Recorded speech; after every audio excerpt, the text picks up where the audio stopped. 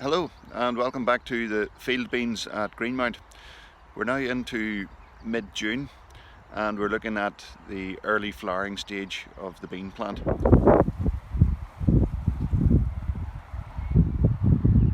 As you can see, we now have flowers in several points on the plants, and conditions have become such that we may start soon to see some disease emergence, and particularly we're looking out here for chocolate spot, and the warm sort of humid conditions that we've had in the last week or so have caused a good burst in growth, but will also cause a good level of disease pressure.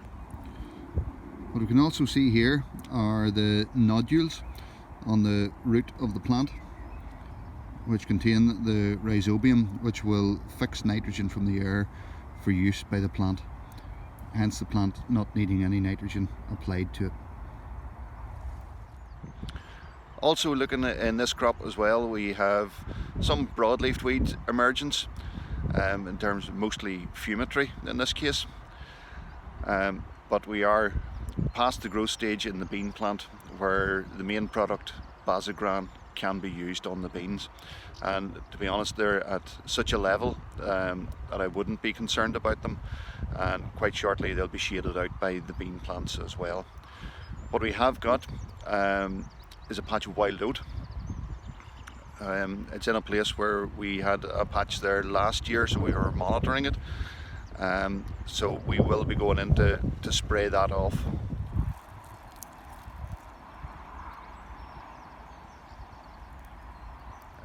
We have two classes of graminicides, usually called fops and dims.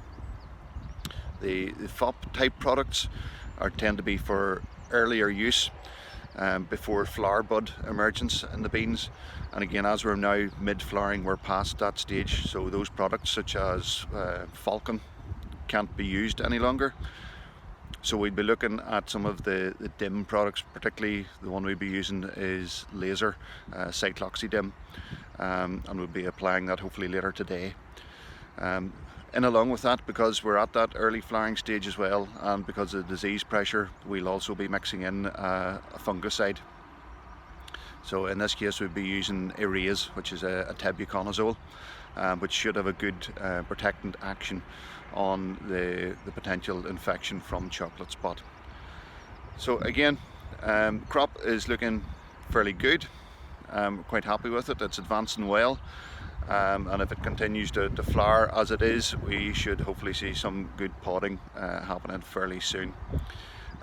Once again, we'll keep you up to date with further updates as we go through the season, and we'll be looking at possibility and disease monitoring in another few weeks when we get to the sort of the mid to late flowering stage. And again, if you have any queries regarding your bean crop, please contact your local basis qualified agronomist or your local CAFRE crops advisor. Thank you.